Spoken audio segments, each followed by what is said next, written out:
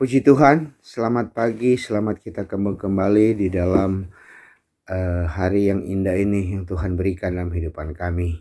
Semua sebagai orang percaya. Puji Tuhan, sebelum kita akan melanjutkan aktivitas kita sepanjang hari ini, kita akan belajar tentang firman Tuhan.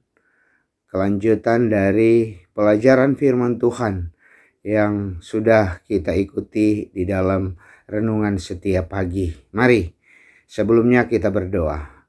Bapa di surga, terima kasih banyak buat hari yang indah ini yang sudah Engkau berikan dalam kehidupan kami. Sebagai orang percaya yang menikmati kasih setia dan anugerah yang sudah Engkau limpahkan dalam kehidupan kami sepanjang malam.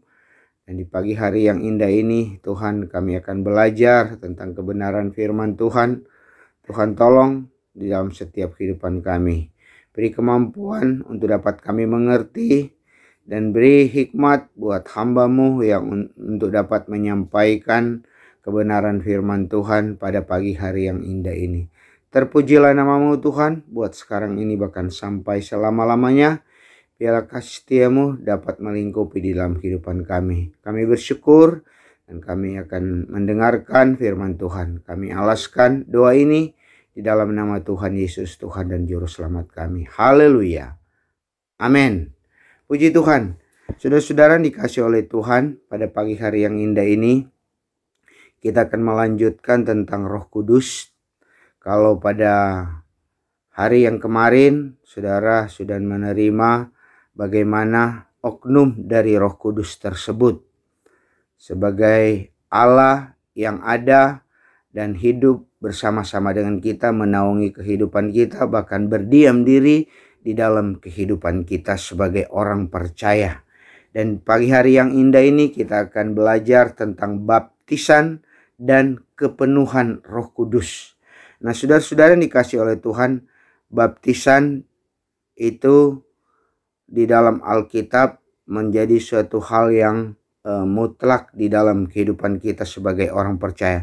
Bahkan di dalam Alkitab disebutkan ada bermacam-macam atau ada berbagai macam baptisan. Itu coba saudara perhatikan, saudara akan baca di dalam Ibrani 6 ayatnya yang pertama. Salah satunya ialah baptisan Roh Kudus. Melalui pengalaman baptisan inilah orang akan dipenuhkan dengan Roh Kudus. Oleh karena itu, baptisan berarti ditenggelamkan atau dibenamkan, maka baptisan dengan Roh Kudus berarti dibenamkan di dalam Roh Kudus. Dalam baptisan tersebut, Tuhan sendirilah yang akan membaptis kita atau membenamkan kita di dalam Roh Kudus. Kadang-kadang kita memang mendoakan orang agar menerima baptisan Roh Kudus, namun Tuhanlah yang akan membaptis kita dengan Roh Kudus. Nah, oleh sebab itu, di dalam kehidupan kita sebagai orang percaya, kita tahu di dalam Alkitab sudah banyak menyebutkan tentang Roh Kudus.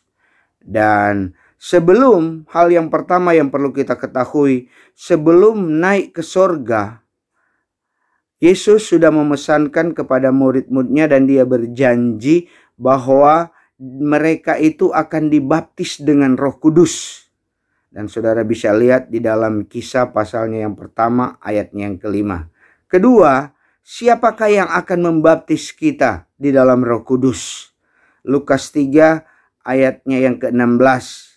Yesuslah yang menjadi pembaptis Roh Kudus.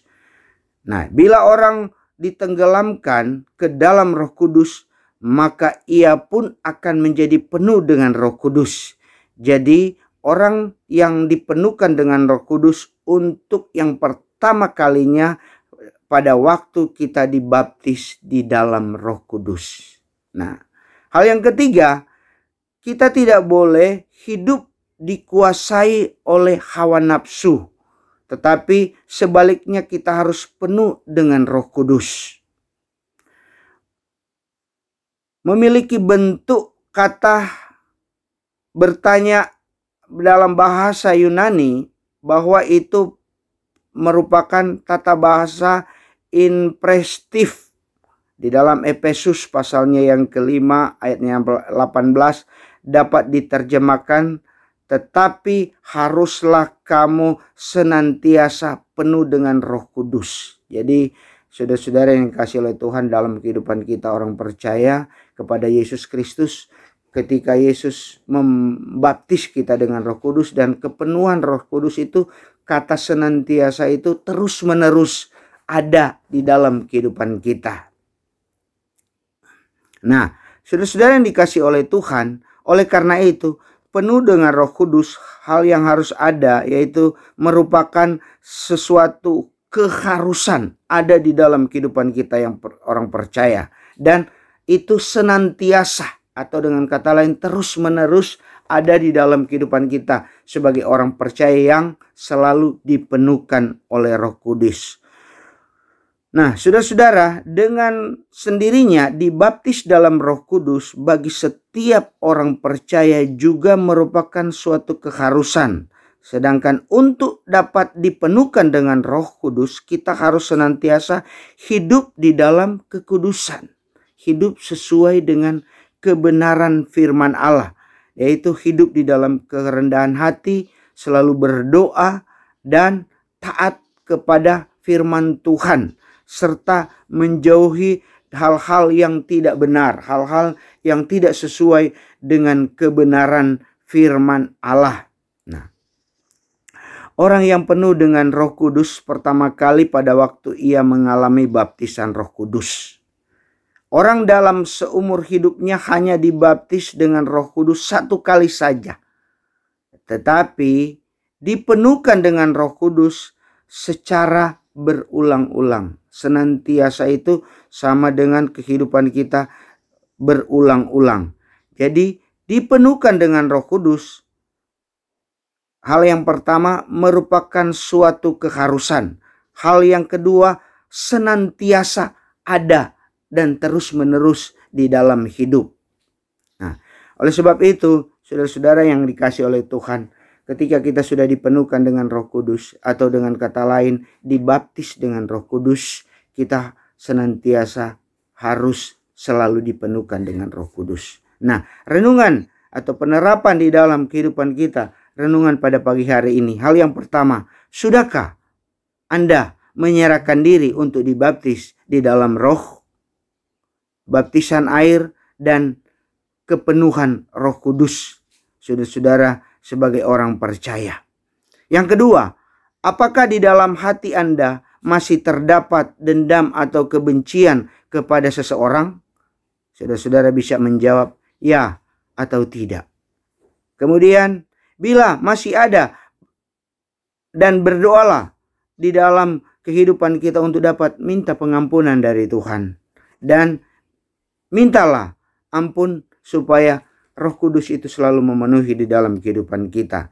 Hal yang ketiga, apakah di dalam hati Anda terasa iri hati atau hal yang tidak baik? Itu bagian dari jawaban saudara.